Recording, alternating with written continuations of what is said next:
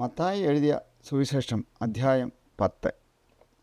അനന്തരം അവൻ തൻ്റെ 12 ശിഷ്യന്മാരെ അടുക്കൽ വിളിച്ചു. അശുദ്ധാത്മാക്കളെ പുറത്താക്കുവാനും സകലവിധ ദീനവും വ്യാധിയും പൊറുപ്പിക്കുവാനും അവർക്ക് അധികാരം കൊടുത്തു. 12 അപ്പോസ്തലന്മാരുടെ പേരാണിത്.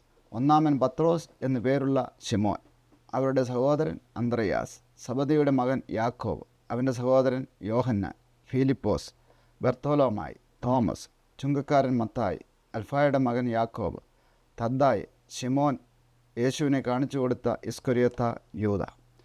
ഈ 12 പേരെ യേശു അയക്കുമ്പോൾ അവരോട് ആജ്ഞാപിച്ചതെന്തെന്നാൽ, ജാതിയുടെ അടുക്കൽ പോകാതെയും ശമര്യരുടെ പട്ടണത്തിൽ കടക്കാതെയും ഇസ്രായേൽ ഗൃഹത്തിലെ കാണാതെ പോയ ആടുകളുടെ അടുക്കൽ തന്നെ ചെല്ലുവിൻ. നിങ്ങൾ പോകുമ്പോൾ സ്വർഗരാജ്യം സമീപിച്ചിരിക്കുന്നു എന്ന് ഘോഷിക്കുവിൻ. രോഗികളെ സൗഖ്യമാക്കുവിൻ, മരിച്ചവരെ ഉയർപ്പിക്കുവിൻ, കുഷ്ഠരോഗികളെ ശുദ്ധമാക്കുവിൻ, ഭൂതങ്ങളെ പുറത്താക്കുവിൻ. സൗജന്യമായി നിങ്ങൾക്ക് ലഭിച്ചു, സൗജന്യമായി കൊടുക്കുവിൻ. മടിശീലയിൽ പൊന്നും വെള്ളിയും ചെമ്പും വഴിക്ക് പൊക്കണവും 2 ഉടുപ്പും ചെരുപ്പും വടിയും കരുതരുത്. വേലക്കാരൻ തൻ്റെ ആഹാരത്തിന് യോഗ്യനല്ലോ. ഏത് പട്ടണത്തിലോ ഗ്രാമത്തിലോ കടക്കുമ്പോൾ അവിടെ യോഗ്യൻ ആരെന്ന് അന്വേഷിക്കുവിൻ. പുറപ്പെടുവോളും അവിടെ തന്നെ പാർക്കുവിൻ. ആ വീട്ടിൽ ചെല്ലുമ്പോൾ അതിന് വന്ദനം പറയുവിൻ. വീടിന് യോഗ്യതയുണ്ടെങ്കിൽ നിങ്ങളുടെ സമാധാനം അതിന്മേൽ വരട്ടെ. യോഗ്യതയില്ല എന്ന് വരികിൽ സമാധാനം നിങ്ങളിലേക്ക് മടങ്ങിപ്പോരട്ടെ. ആരെങ്കിലും നിങ്ങളെ കൈക്കൊള്ളാതെയും നിങ്ങളുടെ വചനത്തെ കേൾക്കാതെയും ഇരുന്നാൽ ആ വീടോ പട്ടണമോ വിട്ടുപോകുമ്പോൾ നിങ്ങളുടെ കാലിലെ പൊടി തട്ടിക്കളയുവിൻ. ന്യായവിധി ദിവസത്തിൽ ആ പട്ടണത്തേക്കാൾ സോദോമ്യരുടെയും ഗോമോര്യരുടെയും ദേശത്തിന് സഹിക്കാവതാകും എന്ന് ഞാൻ സത്യമായി നിങ്ങളോട് പറയുന്നു. ചെന്നായ്ക്കളുടെ നടുവിൽ ആടിനെപ്പോലെ ഞാൻ നിങ്ങളെ അയക്കുന്നു. ആകയാൽ പാമ്പിനെ പോലെ ബുദ്ധിയുള്ളവരും പ്രാവിനെപ്പോലെ കളങ്കമില്ലാത്തവരും ആയിരിക്കുവേൻ. മനുഷ്യരെ സൂക്ഷിച്ചുകൊള്ളുവിൻ. അവർ നിങ്ങളെ ന്യായാധിപ സഭകളിൽ ഏൽപ്പിക്കുകയും തങ്ങളുടെ പള്ളികളിൽ വച്ച് ചമ്മട്ടി കൊണ്ട് അടിക്കുകയും എൻ്റെ നിമിത്തം നാടുവാഴികൾക്കും രാജാക്കന്മാർക്കും മുൻപിൽ കൊണ്ടുപോവുകയും ചെയ്യും. അത് അവർക്കും ജാതികൾക്കും ഒരു സാക്ഷ്യമായിരിക്കും. എന്നാൽ നിങ്ങളെ ഏൽപ്പിക്കുമ്പോൾ എങ്ങനെയോ എന്തോ പറയേണ്ടു എന്ന് വിചാരപ്പെടേണ്ട. പറയുവാനുള്ളത് ആ നാഴികയിൽ തന്നെ നിങ്ങൾക്ക് ലഭിക്കും. പറയുന്നത് നിങ്ങളല്ല, നിങ്ങൾ പറയുന്ന നിങ്ങളുടെ പിതാവിൻ്റെ ആത്മാവത്രേ. സഹോദരൻ സഹോദരനെയും അപ്പൻ മകനെയും മരണത്തിന് ഏൽപ്പിക്കും. അമ്മയപ്പന്മാർക്കെതിരായി മക്കൾ എഴുന്നേറ്റ് അവരെ കൊല്ലിക്കും. എൻ്റെ നാമനിമിത്തം എല്ലാവരും നിങ്ങളെ പകയ്ക്കും. അവസാനത്തോളം സഹിച്ചു നിൽക്കുന്നവനോ രക്ഷിക്കപ്പെടും. എന്നാൽ ഒരു പട്ടണത്തിൽ നിങ്ങളെ ഉപദ്രവിച്ചാൽ മറ്റൊന്നിലേക്ക് ഓടിപ്പോകുവിൻ.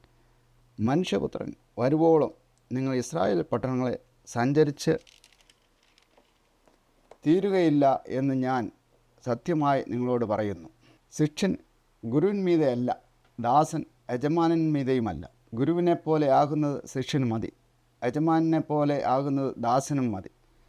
അവർ വീട്ടുടയവനെ ബേൽസബൂൽ എന്ന് വിളിച്ചുവെങ്കിൽ വീട്ടുകാർ എത്ര അധികം. അതുകൊണ്ട് അവരെ ഭയപ്പെടേണ്ട.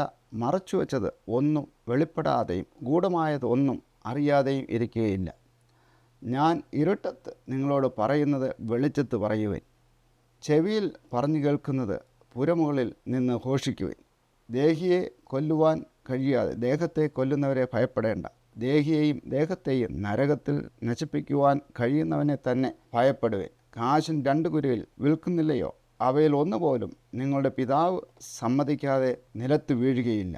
എന്നാൽ നിങ്ങളുടെ തലയിലെ രോമവും എല്ലാം എണ്ണപ്പെട്ടിരിക്കുന്നു. ആകയാൽ ഭയപ്പെടേണ്ട. ഏറിയ കുരുവിലുകളെക്കാളും നിങ്ങൾ വിശേഷതയുള്ളവരല്ലോ. മനുഷ്യന് മുമ്പിൽ എന്നെ ഏറ്റുപറയുന്ന ഏവനെയും സ്വർഗസ്ഥനായ എൻ്റെ പിതാവിൻ മുമ്പിൽ ഞാനും ഏറ്റുപറയും. മനുഷ്യന് മുമ്പിൽ എന്നെ തള്ളിപ്പറയുന്നവനെയോ എൻ്റെ പിതാവിൻ മുൻപിൽ ഞാനും തള്ളിപ്പറയും. ഞാൻ ഭൂമിയിൽ സമാധാനം വരുത്തുവാൻ വന്നു എന്ന് നിരൂപിക്കരുത്. സമാധാനമല്ല, വാളത്രേ വരുത്തുവാൻ ഞാൻ വന്നത്.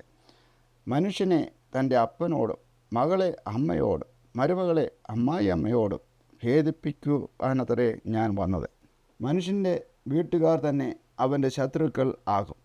എന്നേക്കാൾ അധികം അപ്പനെയോ അമ്മയോ പ്രിയപ്പെടുന്നവൻ എനിക്ക് യോഗ്യനല്ല. എന്നേക്കാൾ അധികം മകനെയോ മകളെയോ പ്രിയപ്പെടുന്നവൻ എനിക്ക് യോഗ്യനല്ല. തൻ്റെ ക്രൂശെടുത്ത് എന്നെ അനുഗമിക്കാത്തവനും എനിക്ക് യോഗ്യനല്ല. തൻ്റെ ജീവനെ കണ്ടെത്തിയവൻ അതിനെ കളയും. എൻ്റെ നിമിത്തം തൻ്റെ ജീവനെ കളഞ്ഞവൻ അതിനെ കണ്ടെത്തും. നിങ്ങളെ കൈക്കൊള്ളുന്നവൻ എന്നെ കൈക്കൊള്ളുന്നു, എന്നെ കൈക്കൊള്ളുന്നവൻ എന്നെ അയച്ചവനെ കൈക്കൊള്ളുന്നു. പ്രവാചകൻ എന്ന് വച്ച് പ്രവാചകനെ കൈക്കൊള്ളുന്നവന് പ്രവാചകൻ്റെ പ്രതിഫലം ലഭിക്കും. നീതിമാൻ എന്ന് വച്ച് നീതിമാനെ കൈക്കൊള്ളുന്നവന് നീതിമാൻ്റെ പ്രതിഫലം ലഭിക്കും.